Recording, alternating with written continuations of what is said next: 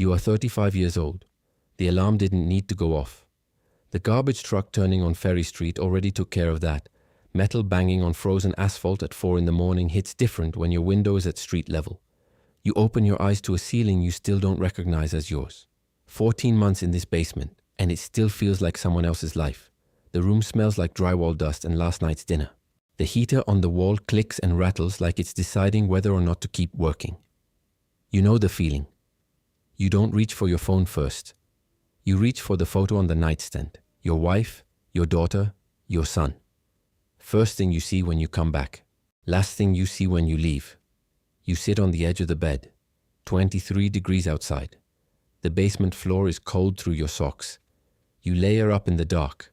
Thermal undershirt, work pants, hoodie with the broken zipper you keep meaning to replace. A new one costs $70, but you don't buy it because that money needs to go somewhere else. It always goes somewhere else.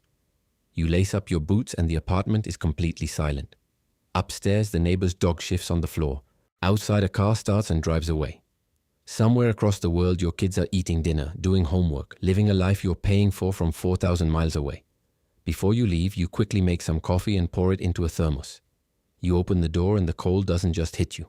It punishes. 23 degrees and a wind coming off the Mystic River that finds every gap in your jacket like it knows exactly where you're most tired. You step out anyway. Because the job doesn't care what the thermometer says. The Civic is parked on Broadway, 2008. Grey. Or it was grey once. Someone hit the front bumper last winter and didn't leave a note. You came out of work and found it like that. Cracked, alone, no explanation. Just like that. You taped it. It's still taped. She starts on the second try. Always the second try in winter. You've stopped worrying about it.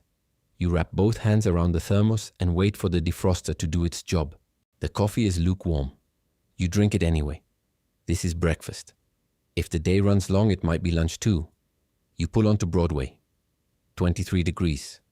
The street is empty the way only working class streets are empty at 5 in the morning. Not abandoned, just paused. The triple-decker's dark. The Market Basket parking lot quiet. The same pothole on the corner of Elm Street that the city has been meaning to fix since last spring. WBZ News Radio, 10:30. Traffic on the expressway already building. Temperatures dropping through the week. You understand the roads better than you understand everything else here sometimes. On the seat next to you, tool belt, gloves, lunchbox with rice and beans you packed at 11 p.m. last night after your pizza delivery shift. You got home at 11. Alarm at 4:45. 5 hours. You functioned on less. 14 months in this country and the math never changes. Every dollar has a name before it arrives. Rent in 12 days. The wire goes home Friday. And back home your wife mentioned twice this week. Casual the way she does when she doesn't want to pressure you. That your son needs new shoes. You know. You always know. You merge onto I-93 North and drive toward a city you've been building for 14 months but still don't belong to. The Tobin Bridge at 5 in the morning is a different world. No traffic. Just you. The wind and the steel cables disappearing into the dark above your head. At 23 degrees, the bridge shakes when the gusts come off the Mystic River. You feel it through the wheel. 14 months crossing this bridge and you still grip tighter in the middle. You take the ramp toward the seaport. The streets down here are empty, but the construction sites never really sleep. Generators humming, lights on inside the trailers, the smell of diesel and wet concrete that you've learned to read like a language. You find your spot on Northern Avenue and kill the engine. You sit for a second, just a second. You put on the hard hat. Time to go build somebody else's home. The site opens at 6:30. You're there at 6:15. Not because you have to be. Because the guy who shows up early doesn't get sent home when they need to cut the crew. You learned that on your third week. You don't forget lessons that cost you money. You pull on the orange vest. Strap the tool belt. Adjust the hard hat. 90 seconds. Your hands move on their own now. The construction elevator is a metal cage that rattles all the way up to the 14th floor. 8 guys. Nobody talks. Breath visible in the cold morning air. Each one carrying a weight the elevator doesn't measure. You pull out your measuring tape. Today you're laying flooring. Brazilian hardwood. The kind that gets imported, installed, photographed for a magazine. At 9 a.m., a man in a suit walks through with a woman carrying a tablet. They're touring the unit. They look at the floors. They nod. They talk about the finish, the light, the view. They walk past you like you're part of the wall. You keep working. Your knees are on that floor. Your hands laid every plank straight and tight. The blister on your right palm opened again this morning. Same spot, never fully heals. You wrapped it with tape from the side kit and kept going. Because stopping costs money and money has names, and one of those names is your son's new shoes. But the floor is perfect. Every plank, every joint. Nobody will ever know your name, but you'll know which floor is yours. Lunch is 20 minutes. The foreman doesn't negotiate on that. You eat inside the job trailer. A metal box parked at the edge of the site. 2 long benches, a folding table, lockers with combination locks, a space heater in the corner that runs all day and never quite wins. The floor is rubber mat over plywood. The walls are thin enough that you can hear the wind changing direction outside. It smells like old coffee, wet boots and drywall dust. There's a microwave on the shelf. It hasn't worked since November. Nobody fixed it. Nobody will. You eat cold rice and beans straight from the container. Around you 3 other guys eat in silence. Different countries. Same tired eyes. Nobody talks much at lunch. The morning already said everything. You open WhatsApp. Your wife. Your son hears your voice from somewhere off screen and screams "Daddy" like you just walked through the front door. Your daughter walks up slow trying to act cool, but she can't help it. She smiles. You smile back. Not because you feel like it. Because they need to see it. How's the cold? It's nothing. I'm good. You're sitting in a metal box eating cold food at 23 degrees with the wind beating against the walls and a blister wrapped in side tape on your right hand. Don't worry about me. How are the kids? Then her voice drops just a little. How are the numbers looking? You stare at the wall for a second. Rent in 12 days. The wire goes home Friday. And back home, the extra bedroom your kids have been waiting for. The one your daughter draws pictures of, the one your son doesn't fully understand yet but knows it's coming. The construction stopped again. Materials got more expensive. What you send is never quite enough to finish it. The walls are halfway up and have been for 3 months. I'm working on it. The money won't miss. You sure? I'm sure it never does. She believes you because you've never let it miss.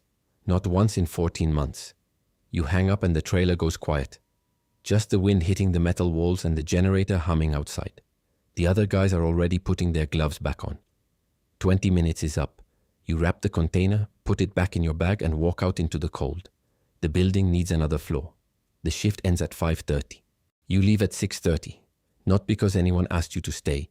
Because Thursday is 2 days away and the numbers don't lie. Overtime pays time and a half. You told the foreman before lunch. He just nodded. He's seen it before. By the time you walk off the 14th floor, your body has already started sending the bill. Lower back tight, knees stiff. The blister on your right palm opened again somewhere around the 3rd hour. You pressed it against your jeans, felt the sting and kept moving. There's no version of this job where you stop because your hand hurts. You get in the Civic. Sit for a second. Just a second. You pull onto Northern Avenue and join the line of red taillights stretching toward the highway. WBZ News Radio 1030. The anchor is talking about immigration raids in East Boston last week. 3 men picked up outside a job site on Bennington Street. No names, just numbers. You turn up the volume without meaning to. You have your papers. You've checked them more times than you can count.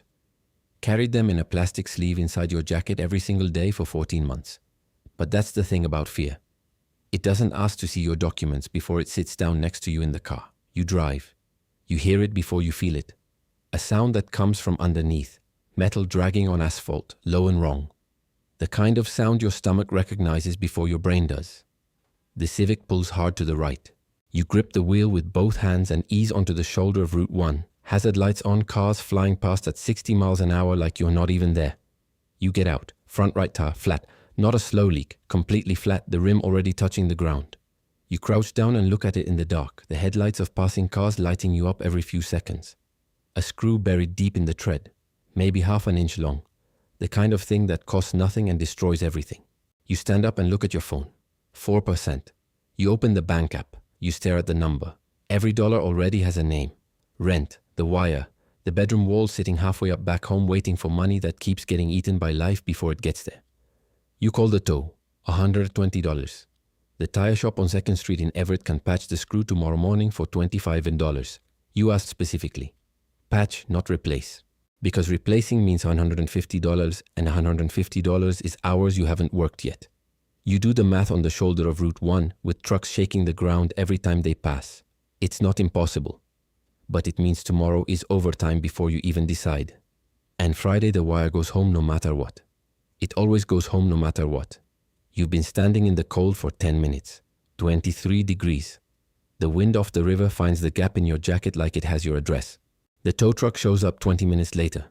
You point to the Civic, sign the paper on the driver's clipboard and watch him hook it up. You stand there in the cold until the flatbed disappears down Route 1 with your car on the back. Then you open Uber, $14 to Ferry Street. You stare at the number for a second. Then you confirm. You wait on the shoulder with your tool belt still on and your hard hat under your arm. Cars passing at 60 miles an hour, 23 degrees.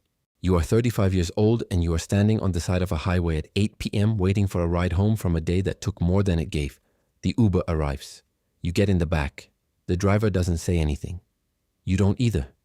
You watch Everett pass by the window. The same streets, the same triple-deckers, the same city that has no idea who you are. Tonight you work 12 hours and the math still doesn't close. And tomorrow you do it again. The Uber drops you off on Ferry Street. You stand on the sidewalk for a second and look at nothing. The street is quiet. The triple-decker's dark. The only sound is the wind moving through the power lines above your head. You climb down the 3 steps to the basement door. The key sticks in the cold the way it always does in winter. You shoulder it open. The smell hits you first. Drywall dust and the ghost of last night's dinner. The heater clicking in the corner like it's counting down to something. You don't turn on the light. You sit on the edge of the bed and take off the steel-toe boots one at a time. Your left foot throbs where the boot pinches after hour 10. You've been meaning to replace them. But that's money that goes somewhere else. It always goes somewhere else. You look at the photo on the nightstand. Your wife, your daughter, your son with his eyes half closed. 14 months of the same photo. You get in the shower. The water takes 2 minutes to get hot. The basement always gets it last. You stand there until the cold smell of the job site leaves your skin. Until the diesel and the drywall dust go down the drain. In here there's no foreman, no blister, no Route 1, no math. In here you're just a man standing under warm water thinking about a bedroom with 4 walls that aren't finished yet. You get out, heat up the rice and beans standing in the kitchen. You eat fast. You set the alarm. 4:45. You close your eyes. Somewhere across the world your kids are sleeping in a room with 1 bed and walls that are halfway up. And you are here. 14 months away from everything you are doing this for. Because here there is no room for grief. And tomorrow the building needs another floor.